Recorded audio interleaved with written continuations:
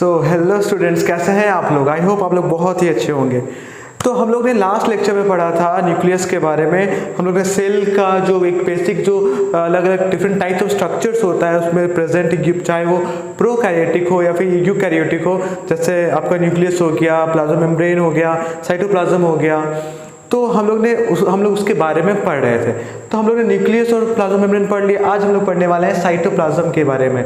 Cytoplasm क्या है, उसका स्ट्रक्चर कैसा होता है, उसको हम लोग आज को पढ़ने वाले हैं। तो चलिए बिना देरी के हम लोग आज का लेक्चर को स्टार्ट करते हैं। तो साइटोप्लाज्म क्या है। साइटोप्लाज्म अगर हम लोग इसको डिफाइन करें तो वी कैन डिफाइन साइटोप्लाज्म। हम लोग इसको कैसे डिफाइन कर सकते हैं, हम लोग डिफाइन कर सकते हैं कि ये क्या है, स्पेस है, क्या है, जगह है। स्पेस मतलब जगह है, किसके बीच में, प्लाज्मा मेम्ब्रेन और न्यूक्लियस के बीच में। मतलब आप यहाँ पे जो सेल देख पा रहे हैं, तो सेल में जो प्लाज्मा मेम्ब्रेन और न्यूक्लियस आपका प्रेजेंट है, उसके बीच का जो स्पेस है उसी को हम लोग बोलते हैं साइटोप्लाज्म।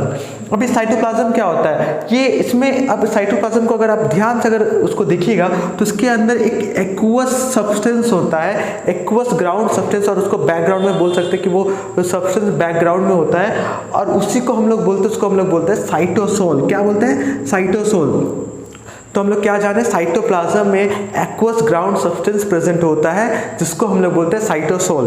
अब देखिए साइटोसोल बना किससे होता है। साइटोसोल बना होता है प्रोटीन्स और फाइबर से मिलकर के।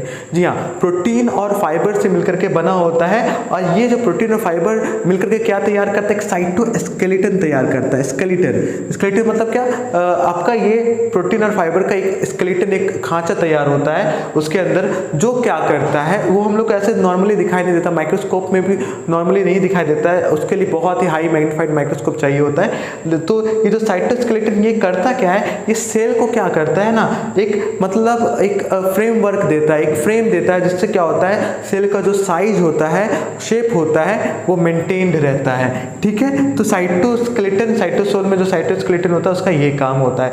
अब देखिए उसमें जो साइटोसोल जो होता है वो किससे मिल करके बना होता है। तो साइटोसोल अगर देखिएगा तो ये 90%, इसमें मतलब जो जैसा कि हम बताए थे ये फ्लूइड होता है, एक्वस होता है, फ्लूइड होता है। तो मतलब क्यों फ्लूइड है, क्योंकि इसमें 90% वाटर है, और इसमें बहुत सारे न्यूट्रिएंट्स भी पाए जाते हैं, जैसे हो गया विटामिन हो गया, अलग अलग आयन्स हो गया, आपका शुगर्स हो गया, सॉल्ट्स हो गया, और अलग अलग डिजॉल्व्ड गैसेस हो गया। तो ये सब चीज़ें साइटोप्लाज्म के अंदर में पाई जाती है। अब देखिए तो ये था हम लोग का साइटोप्लाज्म के ऊपर। अब हम लोग जाएंगे एंडोप्लाज्मिक रेटिकुलम के बारे में। ठीक है, हम लोग इसी लेक्चर में एंडोप्लाज्मिक रेटिकुलम को भी देखेंगे, और उसका फंक्शन, उसका स्ट्रक्चर, अलग अलग वेरी स्ट्रक्चर क्या होता है उसके बारे में हम लोग देखेंगे। तो चलिए तब तक हम बोर्ड को रब करते हैं और फिर हम लोग आप कंटिन्यू करते हैं। तो हाँ, ओके स्टूडेंट्स, अब हम लोग आते हैं एंडोप्लाज्मिक रेटिकुलम के ऊपर। एंडोप्लाज्मिक रेटिकुलम क्या है, एक तरीका का स्ट्रक्चर है, जैसे अलग अलग ऑर्गेनल्स हम लोग के सेल के अंदर, साइटोप्लाज्म के अंदर प्रेजेंट होते हैं। इन द सेम वे ये भी एक तरीका का ऑर्गेनेल होता है, सेल ऑर्गेनेल होता है जो प्रेजेंट होता है साइटोप्लाज्म के अंदर। अब देखिए ये कैसा होता है, ये एक मेम्ब्रेन बाउंड ऑर्गेनेल होता है। ठीक है, जैसे बाकी सब ऑर्गेनेल मेम्ब्रेन बाउंड होते हैं, इन द सेम वे ये भी ऑर्गेनेल कैसा होता है, मेम्ब्रेन बाउंड होता है। आप देख पा रहे हैं इसका स्ट्रक्चर अब हमारे लेफ्ट हैंड साइड में। ठीक है, तो ये एक मेम्ब्रेन बाउंड ऑर्गेनेल होता है, और ये क्या करता है, ये बना होता है लार्ज नंबर ऑफ नेटवर्क जो ट्यूब्स और सीट्स से मिलके बना होता है। ठीक है, अगर आप इसका अगर ध्यान से अगर इसका पिक्चर को देखेंगे, इसका स्ट्रक्चर को देखेंगे, तो वहाँ पे आपको ट्यूब लाइक और सीट्स लाइक स्ट्रक्चर दिखाई देगा। इसलिए बोला जाता है कि ये लार्ज नेटवर्क, बड़े बड़े लार्ज नेटवर्क से शीट्स और ट्यूब्स का स्ट्रक्चर मिला करके ये एंडोप्लाज्मिक रेटिकुलम बनता है, जैसा कि आप देख भी पा रहे हैं।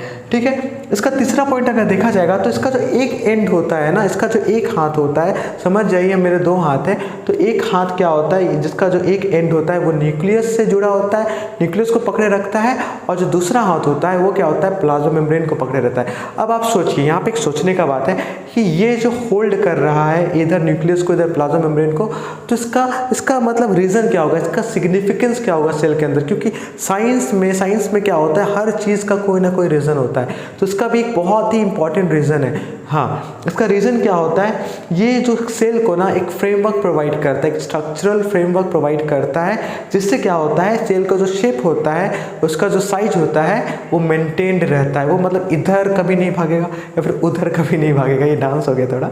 तो ये ऐसा होता है, जैसे जिस तरीके से क्या होता है, अगर आपको मतलब गर्लफ्रेंड मिल गई तो मतलब क्या होता है ना, इधर से गर्लफ्रेंड बुला रही है, उधर से मम्मी हाथ टान रही है, बेटा जाए तो जाए कहाँ, लेकिन बेटा का क्या काम है, दोनों को पकड़ के रखे जिससे क्या हो, एक स्टेबिलिटी मेंटेन हो। जैसे लाइफ में स्टेबिलिटी इस तरीके से मेंटेन होता है, इन द सेम वे जो आपका एंडोप्लाज्मिक रेटिकुलम होता है वो क्या करता है, सेल को एक स्टेबिलिटी प्रोवाइड करता है। Now coming to the third point, it exist in 3 forms. ये मेनली 3 फॉर्म्स में एग्जिस्ट होता है। अगर आप इसका शेप्स देखिएगा एंडोप्लाज्मिक रेटिकुलम का, तो ये इसमें तीनों फॉर्म्स दिखाई पड़ेंगे। ठीक है, सबसे पहला जो फॉर्म है वो सिस्टर्नी है। ये क्या होता है, एक fluid filled sac like structure होता है जो आप देख पा रहे हैं, और इसके चारों तरफ राइबोसोम्स प्रेजेंट होता है, राइबोसोम्स एम्बेडेड होता है। हाँ, इसका जो दूसरा जो फॉर्म्स होता है वो वेसिकल्स रूप होता है। वेसिकल्स क्या होता है, तो समझ जाइए आप एक बैग है, ये समझिए एक बैग है। अब इस बैग को थोड़ा अगर आप स्ट्रेच कर दीजिएगा तो ये क्या बन जाएगा, वेसिकल्स बन जाएगा। ठीक है, तो एक वेसिकल्स स्ट्रक्चर के फॉर्म में होता है। जो थर्ड होता है वो ट्यूब्यूल्स के फॉर्म में होता है। ट्यूब्यूल्स देख पा रहे हैं ना, यहाँ पे कांटा टाइप का निकला हुआ, पाइप टाइप का, तो ये होता है ट्यूब्यूल्स वाला स्ट्रक्चर। तो हम लोग क्या जाने कि ये 3 फॉर्म में एग्जिस्ट करता है, cisternae, vesicles and tubules. Now coming to the types of endoplasmic reticulum. So the endoplasmic reticulum according to its types divided into mainly 2 categories. The first one is the rough endoplasmic reticulum and the second one is the smooth endoplasmic reticulum. अब rough और smooth में क्या फ़र्क है, simple सा बात है। नाम से हम आपको पहले लेक्चर में भी बताएं कि नाम से चीज़ों को समझने का कोशिश करिए। ठीक है, रफ का मतलब क्या हो रहा है, जब भी कोई सरफेस में अनइवन होता है तो वो रफ होता है, जहाँ पे रफ होता है वहाँ फ्रिक्शन ज़्यादा होता है और वो अनइवन सरफेस होता है, सही बात है। और स्मूथ क्या होता है, स्मूथ वो सरफेस होता है जो बहुत ही चिकना होता है, जैसे ये बोर्ड, तो आप देख पा रहे हैं कितना स्मूथ है, इसको मिटाएंगे फट से मिट जाएगा। तो क्यों है, क्योंकि यहाँ पे फ्रिक्शन कम है और ये यहाँ पे स्मूथनेस बहुत ज़्यादा है। तो in the same way smooth rough endoplasmic reticulum और स्मूथ एंडोप्लाज्मिक रेटिकुलम इसी तरीके से डिवाइड है। अगर आप रफ एंडोप्लाज्मिक रेटिकुलम को देखिएगा तो उसमें क्या होता है, उसमें प्रेजेंट होता है, वो रफ क्यों होता है, उसका कारण होता है क्योंकि उसमें राइबोसोम्स प्रेजेंट होता है। Because of the presence of ribosomes it is said to be as rough endoplasmic reticulum. ठीक है, तो इसमें राइबोसोम्स प्रेजेंट होता है और ये राइबोसोम्स क्या करता है, उसका जो सरफेस होता है उसको रफ कर देता है। ठीक है, अनइवन कर देता है, इसलिए हम लोग इसको रफ एंडोप्लाज्मिक रेटिकुलम बोलते हैं। अब देखिए रफ एंडोप्लाज्मिक रेटिकुलम का मेन काम क्या होता है, ये प्रोटीन सिंथेसिस करता है। क्योंकि यहाँ पे राइबोसोम प्रेजेंट है तो ऑब्वियसली क्या करेगा, ये प्रोटीन सिंथेसिस ही करवाएगा। नाउ जो स्मूथ एंडोप्लाज्मिक रेटिकुलम होता है इसको स्मूथ क्यों बोलते हैं, क्योंकि इसमें राइबोसोम, पहला बात है कि इसमें राइबोसोम्स प्रेजेंट नहीं होता। कोई पूछे कि इसमें इसको स्मूथ क्यों बोलते हैं तो यू हैव टू आंसर कि सर जी यहाँ पे राइबोसोम में प्रेजेंट नहीं होता तो क्या है वो रफ कैसे होगा।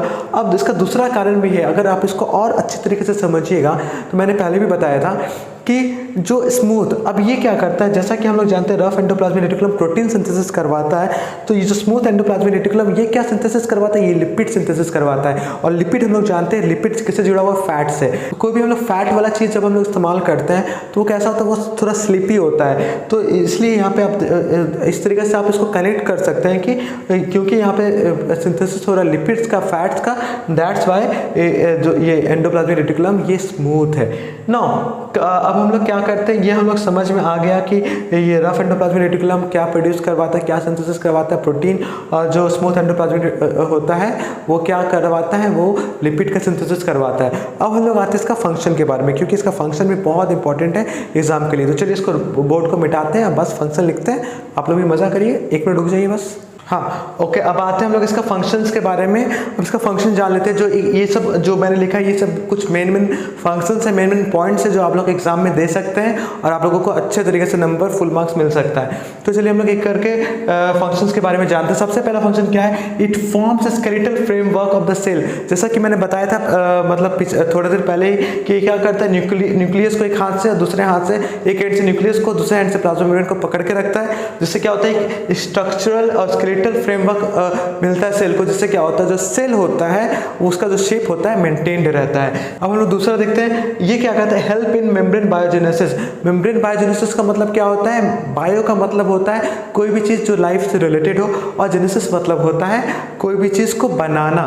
हाँ, तो ये बायोजेनेसिस में हेल्प करता है, किसका, मेम्ब्रेन का। क्योंकि जो कैसे हेल्प करता है, तो इसमें जो स्मूथ एंडोप्लाज्मिक रेटिकुलम होता है उसमें ग्लाइकोलिपिड्स, फॉस्फोलिपिड्स और कोलेस्टेरॉल का सिंथेसिस होता है, जो हम लोग जानते हैं प्लाज्मा मेम्ब्रेन का फॉर्मेशन में बहुत ही बड़ा रोल प्ले करता है। Second is that plasma membrane, PM मतलब प्रधानमंत्री का बात नहीं कर रहे हैं, गजब बेइज्जती है।